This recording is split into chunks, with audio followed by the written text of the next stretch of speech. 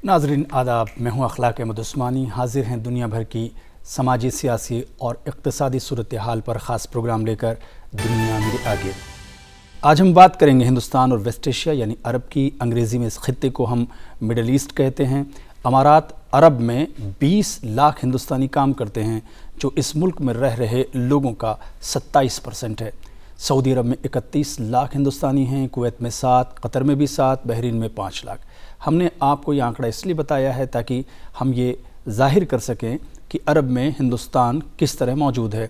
Oman, Iraq, Iran ही नहीं, Hindustan Syria, Libya और Yemen में भी यहाँ के हमारे मुल्क के लोग काम करते हैं। बैरून से मुल्क पैसा भेजने यानी रेमिटेंस में हिंदुस्तान दुनिया का सबसे बड़ा मुल्क है। अकेले 80 अरब डॉलर सालाना पैसा हिंदुस्तानी बाहर मुल्कों से हिंदुस्तान में भेजते हैं और ये मईशत का बड़ा हिस्सा अरब से आता है।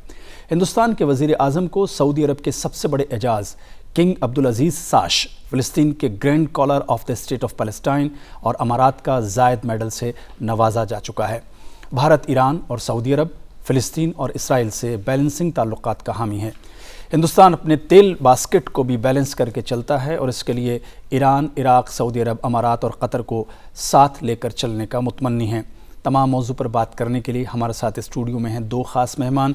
के.जी. सुरेश साहब हैं, आप बैरूनी उमूर पर मकाला निगार और तज्ज़िया निगार हैं। सर, बहुत शुक्रिया हमें वक्त देने के लिए।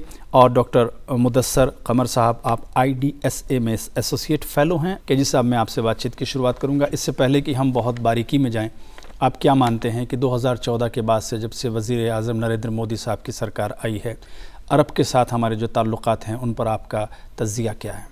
मुझे लगता है कि पिछले 5 सालों में जो रिश्ते हैं वो बेहतर हुए हैं और आज कई मुद्दों पर, खासकर दहशतगर्दी को लेकर, आप देख रहे हैं कि चाहे सऊदी अरब हो या UAE हो, वो पूरी तरह हिंदुस्तान के साथ सहयोग कर रहे हैं। और यही नहीं, इजराइल के साथ भी ये भारत की एक खासियत है कि एक तरफ वेस्ट एशिया के साथ जितने मजबूत ताल्लुकात हैं, उतने ही अच्छे ताल्लुकात उसने इजराइल के साथ भी बना के रखा है। एक के कीमत पर दूसरे से रिश्ता नहीं है। ये फॉरेन पॉलिसी बहुत क्लियर रहा है। अगर आप इसकी पिछले दशकों में जो तुलना करेंगे इसकी, तो हम देखेंगे कि कहीं ना कहीं हम लोग अपना एक इंडिपेंडेंट फॉरेन पॉलिसी लेकर नहीं चले थे। आज पिछले 5 साल में जिस तरीके से ताल्लुकात, एक पर्सनल रिलेशन मोदी साहब के एक जो हेड्स ऑफ स्टेट के साथ रहे हैं, उससे बहुत स्पष्ट होता है कि आज रिलेशनशिप का बिल्कुल एक नया एक आयाम हमको देखने को मिल रहा है। इजराइल में इस वक्त चुनाव हो रहे हैं और उस चुनाव में नेतान्याहू साहब का जो है मोदी साहब के साथ जो रिश्ता है, वो अपने आप में एक वहाँ का चुनाव का मुद्दा है। उन्होंने खुद उनकी तस्वीरें जो है पूरे इजराइल में लगा रखा है बाकी वर्ल्ड लीडर्स के साथ, ये दिखाने के लिए कि देखिए हमारे हिंदुस्तान के साथ अच्छे ताल्लुकात हैं। तो वो एक मुद्दा बन गया है। तो ये आज मात्र इसी तरह हम आज रिलेशनशिप में भी देखेंगे, पहले 2 ही चीज़ें हिंदुस्तान के वेस्ट एशिया के साथ रिश्ते को डिफ़ाइन करती थी। एक, हमारे बहुत बड़े तादाद में हमारे जो आवाम वहाँ है, बसी हुई है। दूसरा कि तेल। इन दोनों पैरामीटर से ही रिश्तों को मापा जाता था, लेकिन आज वो बदल गया है। आज स्ट्रेटेजिक रिश्ते बन गए हैं। आज कई मुद्दों को लेकर आपस में सहयोग है। मैं इसका सबसे बड़ा मिसाल ये दूंगा कि जो 370 के सिलसिले में जो मोदी सरकार ने जो फैसला लिया, उसके बाद UAE से जो स्टेटमेंट आया उनका कि ये हिंदुस्तान का अंदरूनी मामला है।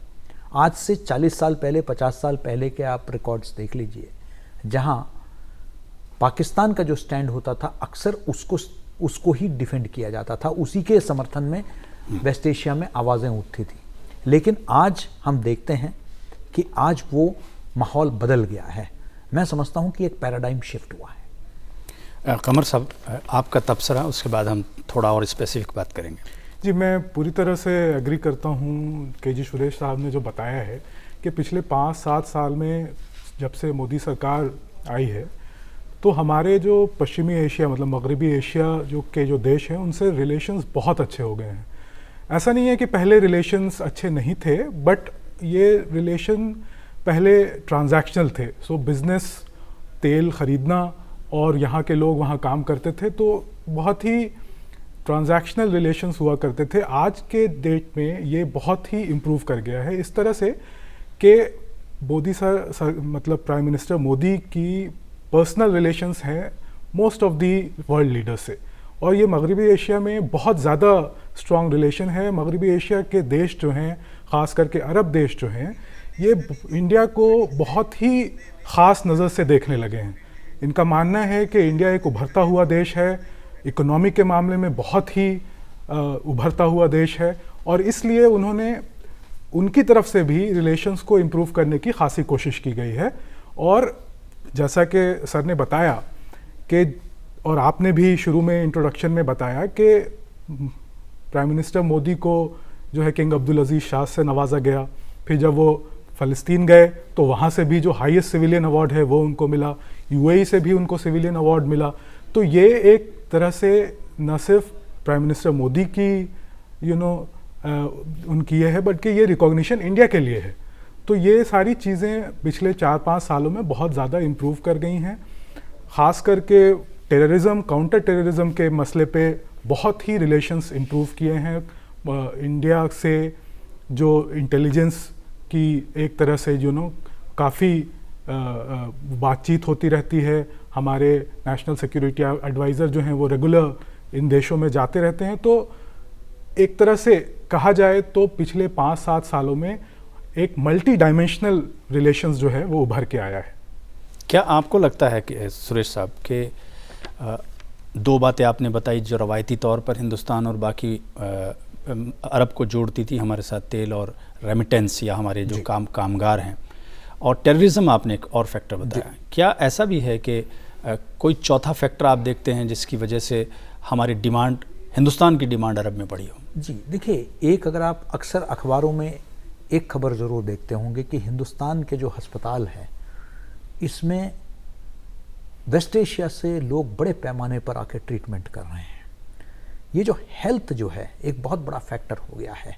तो लोग बहुत बड़े पैमाने पर अब यूरोप और अमेरिका जाने के बजाय वेस्ट एशिया से उनको लगता है कि बहुत बेहतर ट्रीटमेंट, इलाज जो है और सस्ते में हिंदुस्तान में होगा, तो वो रिश्तों को बढ़ा रहे हैं। जिस तरीके से हिंदुस्तानी डॉक्टरों को प्रेफर किया जा रहा है, ये एक बहुत बड़ा फैक्टर है।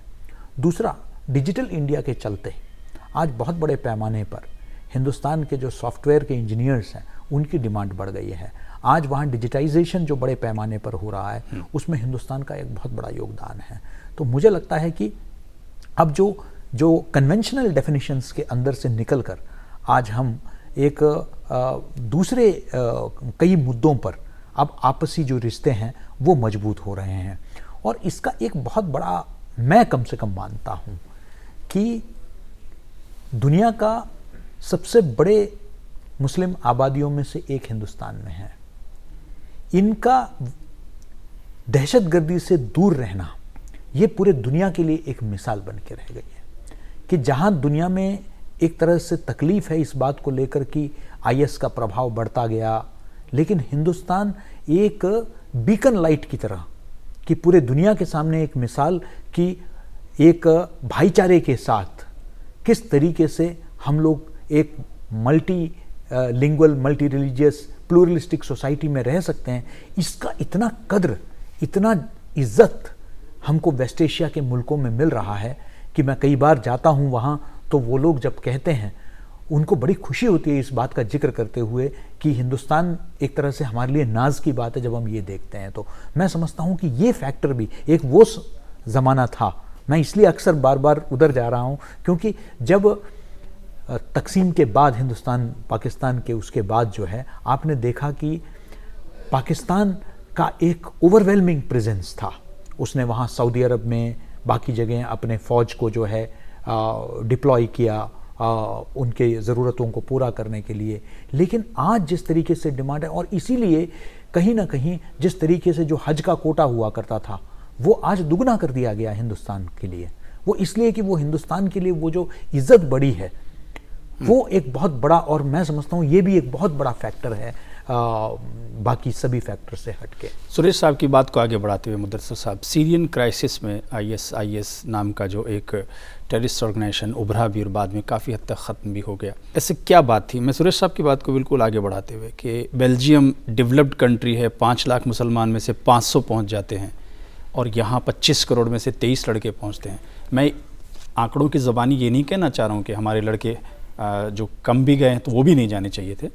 आपको क्या लगता है कि अरब में ये सेंटिमेंट कहीं काम करता है? जी हाँ, बिल्कुल। मैं सुरेश साहब की बात से बिल्कुल एग्री करता हूँ। दरअसल एक बहुत ख़ास बात जिसकी वजह से हिंदुस्तानी मुसलमान ये दहशतगर्दी और फंडामेंटलिज्म के मतलब ज्वाइन नहीं किया है इन्होंने, इसकी एक बहुत ख़ास बात यह है कि इंडिया एक मल्टीकल्चरल सोसाइटी है, एक बहुत ही यहाँ पे मुसलमान जो हैं वो इंटीग्रेटेड हैं और it's a constitutional country where everybody, all Muslims have equal constitutional rights. और ये जो इंडिया की डेमोक्रेसी की ख़ास बात है, ये सारे मुल्क में, सारे अरब, सिर्फ अरब ममालिक में नहीं बल्कि बाहर भी इस बात को बहुत ही रिकॉग्निशन दी जाती है कि हिंदुस्तान एक ऐसा मुल्क है जहाँ के मल्टी फेथ के लोग, हर रिलीजन के लोग, हर फेथ के लोग बिल्कुल आपस में ऐसे रहते हैं जैसे उनमें कोई ख़ास डिफरेंसेस नहीं हैं। तो ये चीज़ सारे अरब मुल्क में बहुत ही ज़्यादा। क्या ये सीरियन क्राइसिस में का कोई बिल्कुल, सीरियन क्राइसिस में जहाँ तक आप जैसे बता रहे थे कि इवन जो यूरोपियन कंट्रीज़ हैं वहाँ के मुसलमान भी काफ़ी ख़ासे नंबर में वहाँ गए। तो उसकी इंडिया से जो मुसलमान वहाँ नहीं गए या इंडिया के कोई भी मतलब 20-25 लोग गए हैं, वो भी खैर नहीं होना चाहिए था, लेकिन जो लोग बिल्कुल नहीं गए सीरिया में लड़ने के लिए या इराक़ में लड़ने के लिए, ये चीज़ सारी दुनिया ने बिल्कुल नोटिस किया है।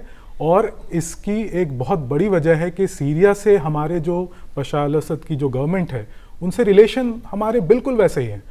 कोई ऐसी कंट्री नहीं है पूरे पश्चिम एशिया में भी और यूरोप में भी जिनसे बशर अल-असद गवर्नमेंट की रिलेशन ख़राब नहीं हुई हो, इसकी वजह से, ये ISIS की मसले की वजह से। पर इंडिया से जहाँ तक बात, हमने अपना एम्बेसी को बंद भी नहीं किया दमिश्क में। ये एक बहुत ही ख़ास बात है, बहुत ही इम्पॉर्टेंट है, it has to be noticed. K G, थोड़ा सा बारीकी में जाना चाहूँगा। ऑर्गेनाइजेशन ऑफ इस्लामिक कंट्रीज़ में पाकिस्तान अब कश्मीर में जो धारा आर्टिकल 370 को इरेडिकेट करने के बाद से और फिर एक कंसोलिडेशन पे जा रहा है। टर्की लग रहा है कि शायद पाकिस्तान की जानिब जा रहा है। आपको क्या लग रहा है OIC में हम कहाँ पर खड़े हैं? और चूंकि OIC को अरब डोमिनेट करता है तो ऐसी सूरत में क्या हिंदुस्तान के लिए कोई चैलेंज देखते हैं आप? अब पुराना माहौल तो नहीं रहा। पहले एक हिंदुस्तान की खूब मजम्मत होती थी। एक बार यहाँ के सरकार को बुलाया भी गया था OIC के मीटिंग में, लेकिन वहाँ भी मजम्मत हुई थी। तो अब मुझे नहीं लगता कि वो माहौल है। आज जिस तरीके से मैं UAE से जो स्टेटमेंट आया, मैं उसी को देख लीजिए, जहाँ वो ये कहते हैं कि कश्मीर जो है वो हिंदुस्तान का अंदरूनी मामला है और इसमें हम इस मुद्दे पर हम कोई दखल नहीं देना चाहेंगे। मैं ये नहीं कहता कि OIC में इसको तायद की जाएगी जो हुआ है, शायद एक चिंता जाहिर करेंगे वो, लेकिन जिस तरीके का मजम्मत पहले होती थी वो मुझे नहीं लगता कि अब होगा, या जिस तरीके से खुलकर पाकिस्तान के साथ जो खड़े हो जाते थे, क्योंकि पाकिस्तान आज पूरी दुनिया में अलग थलग पड़ गया है। वो दहशतगर्दी का एक अड्डा माना जा चुका है। आज हमारे पास अफ़गानिस्तान जैसे इस्लामिक मुल्क है जो पाकिस्तान से परेशान है और वो हर जगह हिंदुस्तान के साथ आवाज़ में आवाज़ मिला रहे हैं। तो मुझे लगता है कि ऐसे कई इस्लामिक मुल्क भी है और जिसमें अफ़गानिस्तान भी है, ईरान भी है, जो आज पाकिस्तान से परेशान हैं, पाकिस्तान से जो समर्थित जो दहशतगर्दी है उससे परेशान है, पाकिस्तान के सरजमीन का इस्तेमाल किया जा रहा है उनके खिलाफ जंग लड़ने में। तो मुझे लगता है कि वो मुल्क आज हिंदुस्तान के साथ है। इसका एक वजह ये भी है कि देखिए, हिंदुस्तान ने अपना इंडिपेंडेंट फॉरेन पॉलिसी को रखा। उसने अगर इजराइल से दोस्ती की तो भी यासिर अराफात साहब से जो है मंजूरी लेकर की कि देखिए हम उनसे रिश्ता बनाने जा रहे हैं, उनको बरखलाफ करके नहीं किया। पहली बात यह है। तो वो आम सहमति के साथ जो चलने की एक जो इस देश का एक परंपरा रही है। दूसरा, हिंदुस्तान ने सीरिया के साथ भी जो है कितने दबाव के बावजूद भी रिश्ता बना के रखा। अफगानिस्तान में उसने अपने लिए कोई फ़ायदा नहीं देखा, उसने वहाँ फ़ौज नहीं भेजा, लेकिन आज अफगानिस्तान के तरक्की में, चाहे वो बड़े बड़े डैम बनाने में हो, अस्पताल बनाने में हो, हिंदुस्तान की एक बहुत पार्लियामेंट लोया जिरगा जी, आप जो पोर्ट के आप देखिए कि dry port development, dry port का डेवलपमेंट है, उसमें आप देखेंगे। और इसी तरीके से पूरे दुनिया के दबाव के बावजूद हिंदुस्तान ने बहुत क्लियरली अमेरिका जैसे ताकतवर मुल्कों से भी कह दिया है कि ईरान के साथ जो हमारा तेल का जो संबंध है वो जो है वो बरकरार रहेगा, वो हमारे हिंदुस्तान के आवाम के जो है हित में है, तो उसमें हम समझौता नहीं करेंगे। इससे जो है एक इज्जत बढ़ गई है कि हिंदुस्तान किसी एक मुल्क का जो है पिछलग्गू नहीं है, किसी ताकतवर मुल्क का, इसकी अपनी एक पहचान है, इसकी अपनी एक वजूद है जिसकी बहुत इज्जत है। ईरान बहुत इम्पॉर्टेंट सब्जेक्ट है क्योंकि वो न सिर्फ हिंदुस्तान की मगरिब जानू से की तरफ से न सिर्फ दरवाज़ा है अरब का, बल्कि वो लार्जेस्ट एक जोग्राफ़ी है, बहुत बड़ी जोग्राफ़ी है, उसके पास बहुत सारे वसाइल हैं, वो हिंदुस्तान की पैरोकारी करता है और साथ ही साथ वो अरब को में नॉन अरब की तरह रहता है, एशियंस में नॉन एशियंस की तरह रहता है। आप क्या मानते हैं? मैं ईरान को लेके आप दोनों से सवाल करूँगा। आपसे मैं इस लिहाज से पूछूँगा कि सैंक्शंस के बावजूद भी, चूँकि खामनेई साहब का भी बहुत पॉजिटिव एटीट्यूड है हिंदुस्तान को लेकर, हसन रूहानी साहब का भी, सुप्रीम लीडर हों या ईरान के प्रेसिडेंट हों या उनकी कैबिनेट हों, आपको क्या, और हमारे जो जितने भी हमारे कल्चरल रिलेशनशिप हैं, पर्शियन लैंग्वेज डेवलपमेंट और आर्किटेक्ट को लेकर, आपको क्या लगता है कि ईरान सैंक्शंस के बावजूद भी हम ईरान के साथ किस तरह बैलेंस करके चल रहे हैं? जी देखिए, ईरान का जहाँ तक मामला है ये बहुत ही सेंसिटिव और कॉम्प्लेक्स मामला है। और जैसा कि सर बता रहे थे कि इंडिया की इंडिपेंडेंट फॉरेन पॉलिसी, तो हम किसी भी मुल्क के दबाव में कोई काम नहीं करेंगे, ये बात हिंदुस्तान ने बहुत ही सही तरीके से बिल्कुल क्लियर कर दी है। अब जहाँ तक हमारा ईरान से बायलैटरल जो ताल्लुकात की बात है, उसमें कोई मसला है नहीं एक्चुअली। तो हम तेल बिल्कुल ईरान से ख़रीदना चाहते हैं, ईरान हमें तेल बेचना चाहता है। इनफैक्ट अगर देखा जाए तो ईरान जब तक सैंक्शंस नहीं थे तो दूसरे या तीसरे नंबर, इराक़ और सऊदी अरब के बाद तीसरे नंबर का देश था जहां से हम तेल ख़रीद रहे थे। दूसरी बात ये कि ईरान से जो तेल हम ख़रीदते हैं वो हमारी जो रिफाइनरीज़ हैं उनके लिए बहुत सूटेबल है, क्योंकि हम बहुत दिनों से ईरान से तेल ख़रीद रहे हैं और ये हमें थोड़ा सस्ता भी पड़ता है। तो ये सब मामले ऐसे हैं जिस पे हिंदुस्तान बिल्कुल भी कॉम्प्रोमाइज़ नहीं करना चाहता है। उसके अलावा देखिए, ईरान से हमने चाबहार पोर्ट में इन्वेस्ट किया है, जो आप बता रहे थे कि ईरान एक तरह से मगरबी एशिया के लिए हम इंडिया का गेट है। सिर्फ मगरबी एशिया के लिए नहीं, इवन सेंट्रल एशिया के लिए भी। हमें अगर समझिए अफगानिस्तान से कुछ तजारत करनी है, सेंट्रल एशियाई कंट्रीज से तजारत करनी है, इसके लिए चाबहार पोर्ट बहुत इंपॉर्टेंट है। और हमने बिल्कुल ये क्लियर कर दिया है कि हम चाबहार पोर्ट से इन्वेस्टमेंट अपना ख़त्म नहीं करेंगे। तो अब जहाँ तक मामला यूएस और ईरान का है, जो उनके बीच में टेंशन्स हैं, इंडिया ये चाहता है कि ये टेंशन्स बातचीत से, नेगोशिएशन से हल हों। कोई ऐसी बात ना हो कि वहाँ पे बड़ा झगड़ा, कोई कॉन्फ्लिक्ट उभर जाए जिसकी वजह से इंडिया को खासा नुकसान हो सकता है।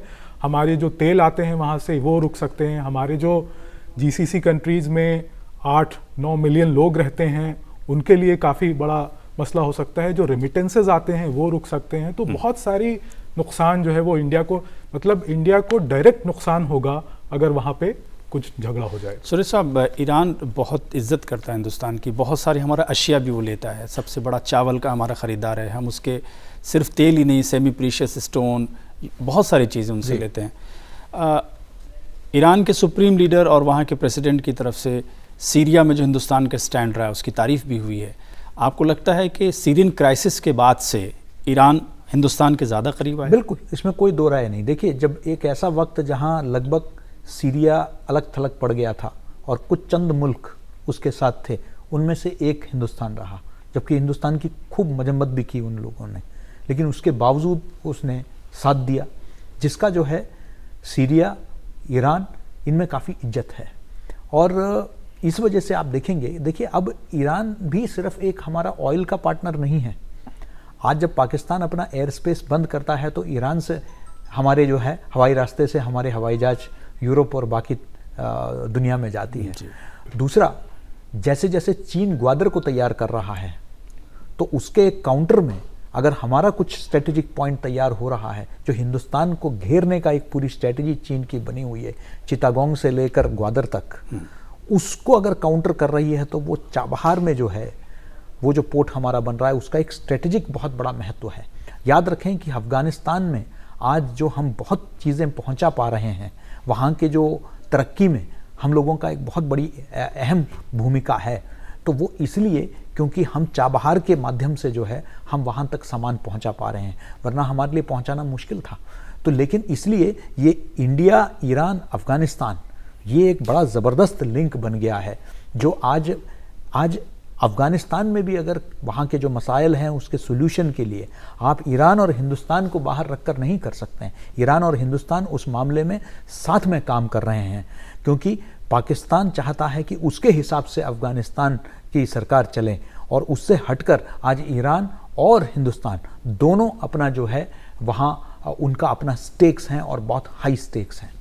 मुदस्सर साहब, मैं एक स्टेटमेंट देता हूँ, आप उसका तज्जिया कीजिए कि दो कैंप जो अब बहुत विजिबल हैं कि Saudi Arab, Pakistan, America, NATO and all, Israel and all, दूसरा जो Russia, Turkey, Qatar, Iran and all, हम दोनों जगह प्रेजेंट है, पाकिस्तान सिर्फ एक जगह है। आपको ये फ़र्क महसूस होता है? जी हाँ, बिल्कुल। देखिए, इंडिया की जो फॉरेन पॉलिसी है ये बेस्ड ऑन टेकिंग साइड्स नहीं है।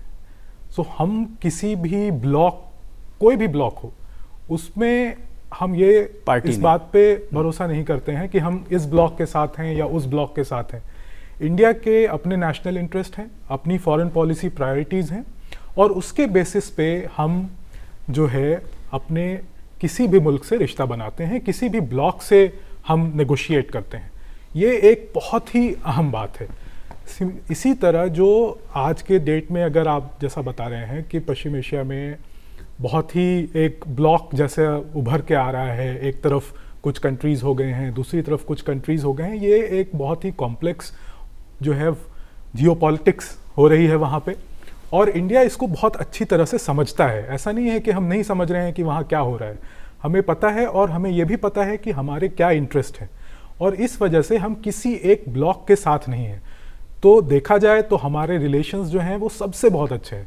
ईरान से हमारे बहुत अच्छे संबंध हैं, सऊदी अरब से हमारे बहुत अच्छे संबंध हैं, यूएई से हमारे बहुत ही अच्छे संबंध हैं। मतलब किसी भी हमारा लार्जेस्ट ट्रेड पार्टनर है, लार्जेस्ट ट्रेडिंग पार्टनर है। हम इस बात पे बात कर रहे हैं कि अब हम स्पेस से में और डिफेंस में, मैन्युफैक्चरिंग में जो है यूएई से हमारे संबंध बढ़ेंगे आगे चल के।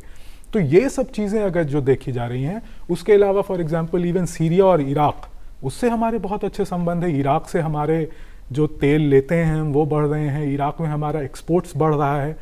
तो सारा जो मसला है वो ये है कि कैसे हम अपनी फॉरेन पॉलिसी को प्रायोरिटी दें, अपने इंटरेस्ट को प्रायोरिटी दें। और इस वजह से इवन फॉर टर्की से भी हमारे अच्छे संबंध है। बीच बीच में टर्की के जो प्रेसिडेंट हैं वो कुछ ऐसे स्टेटमेंट उन्होंने दिए हैं जो हमें पसंद नहीं है, जो इंडिया के, वो सेकेंड वर्ल्ड वॉर के बाद से एक ट्रेंड रहा है। वो एक ट्रेंड रहा है। लेकिन मेरा ये मानना है कि आगे चल के जिस तरह से इंडिया अपने फॉरेन पॉलिसी को प्रायोरिटाइज करेगा, इवन टर्की जो है वो इस बात को समझेगा कि हिंदुस्तान से उनका रिलेशन बढ़ाना कितना इम्पोर्टेंट है।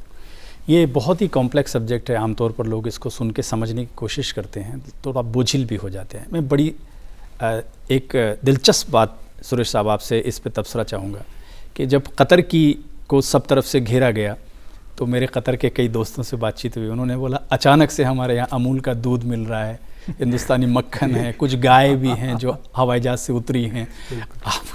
ये मैंने थोड़ा इसलिए जिक्र किया ताकि न सिर्फ प्रोग्राम में बल्कि इन्फॉर्मेशन भी इस तरीके से पहुंचनी चाहिए। जब कतर को Saudi Arab and all company ने घेरने की कोशिश की तो हिंदुस्तान ने जिस तरीके से उनका साथ दिया, अशिया से, सामान से, सपोर्ट से, आपको लगता है कि हमने कतर के साथ में एक इंसाफ किया? नहीं, बिल्कुल, इसमें कोई दो राय नहीं। देखिए, हिंदुस्तान की पहचान ही वो है कि जहाँ जहाँ जुल्म और सितम हुए हैं वहाँ हिंदुस्तान ने जो है एक बे आवाज़ों की आवाज़ बनकर पूरे दुनिया में अपनी पहचान बनाई। याद रखें कि हिंदुस्तान दुनिया का पहला मुल्क था जिसने दक्षिण अफ्रीका में रेसिज्म और अपार्थाइड के खिलाफ सबसे पहले आवाज़ दुनिया में कहीं उठाया तो वो हिंदुस्तान ने उठाया। तो पूरे दुनिया में हमेशा जो गरीब मुल्क हैं, जो मार्जिनलाइज मुल्क है, जिन मुल्कों पर अत्याचार हुए हैं, उनकी आवाज़ को बुलंद किया। तो इसलिए हिंदुस्तान की पहचान किसी जिस तरीके से आपने बताया, किसी एक गुट के साथ, किसी खेमे के साथ नहीं हो रही है। हिंदुस्तान की अपनी एक पहचान रही है। वही हम कह रहे थे कि जैसे फ़िलिस्तीन के साथ भी दोस्ती है, दोस्ताना ताल्लुकात है, तो दूसरी तरफ इजराइल के साथ भी है, ईरान के साथ भी रहा तो इराक के साथ भी रहा। याद रखें कि 8 साल दोनों में जंग हुई। बिल्कुल जी। और सदाम हुसैन साहब जब ओआईसी पूरा आप कश्मीर के मामले में हिंदुस्तान के खिलाफ हुआ करता था, एक सदाम हुसैन साहब थे जो हिंदुस्तान का साथ देते थे। तो उस वक़्त भी ऐसे उन्होंने रिश्ते बना के रखे सबके साथ। और याद रखें जो मिसाल हिंदुस्तान का जो प्लूरलिज्म, कल्चरल डाइवर्सिटी का जो इम्पैक्ट पड़ रहा है कि मोदी साहब अगर कोई मस्जिद में पहली बार जाते हैं तो वो वेस्ट एशिया में जाके किसी मस्जिद को विजिट करते हैं, हिंदुस्तान के अंदर नहीं, वेस्ट एशिया में। और वहीं एक मंदिर का भी उन्होंने जो है उद्घाटन किया। तो ये जो हिंदुस्तान की जो डाइवर्सिटी का जो इम्पैक्ट है वो आपको दिखाई देता है। अफ्रीकन अरब को हम छोड़ नहीं सकते। हम चूँकि प्रोग्राम बहुत छोटा, वक्त की कमी है, फिर भी बहुत जल्दी में आप बताएं कि हम अरब स्प्रिंग के बाद से जिस तरह से मिस्र, मोरक्को, ट्यूनीशिया, अल्जीरिया के साथ हमारे ताल्लुकात हैं, उस पर आप क्या मानते हैं? ये हमारे ताल्लुकात जो अफ्रीकन अरब कंट्रीज़ हैं, इजिप्ट, मतलब मिस्र, ट्यूनीशिया, मोरक्को, अभी हाल ही में हमारे वाइस प्रेसिडेंट जो पहले थे वाइस प्रेसिडेंट, वो मोरक्को गए हुए थे। और ट्यूनीशिया से भी हमारे बहुत अच्छे ताल्लुकात उभर रहे हैं। वहाँ पे इंडियन टूरिस्ट जो हैं वो जाने लगे हैं ये मोरक्को और ट्यूनीशिया में, जो बहुत ही खूबसूरत कंट्रीज़ हैं। मिस्र से हमारे ताल्लुकात बहुत अच्छे हुए हैं। अभी कुछ दिन पहले वहाँ पे हमारे एम्बेसी ने एक प्रोग्राम शुरू किया था, इंडिया ऑन द नाइल, जिसमें हमारे बहुत सारे कल्चरल प्रोग्राम्स जो है इजिप्ट में शोकेस किए गए। Dance, Indian classical dance, classical music, और हमारे जिस तरह के प्रोडक्ट हम बेचते हैं इन सारे कंट्रीज़ में, वो सारी चीज़ें जो हैं वो तो बहुत ही अच्छा एक वो उभर कर आया है। सुरेश साहब, बहुत जल्दी ICCR जो हमारे कल्चरल विंग देखता है, बहुत एग्रेसिव है, बहुत अच्छा काम करता है। और हिंदुस्तानी फिल्में जी, इन्होंने क्या रोल अदा किया अरब में? इसमें तो कोई दो राय नहीं। मैं पूरे विश्व में, खासकर वेस्ट एशिया में जहाँ जहाँ गया हूँ, वहाँ के कैब ड्राइवर्स ने तक नाना पाटेकर से लेकर वो पूरे के पूरे डायलॉग सुना देते हैं। शाहरुख खान, सलमान खान तो खैर है ही ऑल टाइम फेवरेट्स। तो मैं समझता हूँ कि हिंदुस्तानी फिल्मों ने वहाँ हर जगह हिंदुस्तानी फिल्मों के गाने सुनाए जाते हैं। और अब तो हिंदुस्तानी फिल्म इंडस्ट्री में भी वहाँ के जो है काफ़ी आर्टिस्ट जो है, नूरा फतेही और वो अब पार्टिसिपेट करने लगे बहुत एक्टिवली। तो मुझे लगता है कि हिंदुस्तानी फिल्मों को वहाँ के लोग बहुत पसंद करते हैं, और इसके वजह से आज वहाँ के लोग अक्सर हिंदुस्तानी में बात भी कर लेते हैं। हिंदुस्तान की सरकार ही नहीं, यहाँ की आवाम भी एक एम्बेसडर के तौर पर काम करती है, और जिस भी दुनिया के हिस्से में पहुँचती है वहाँ अपनी छाप ज़रूर छोड़ती है। क्या आप इस प्रोग्राम पर क्या सोचते हैं, इस पर आप हमें ईमेल कर सकते हैं ddurduspecials@gmail.com पर। आप दोनों मेहमानों का बहुत शुक्रिया। हमारी पूरी टीम को दीजिए इजाज़त। आदाब।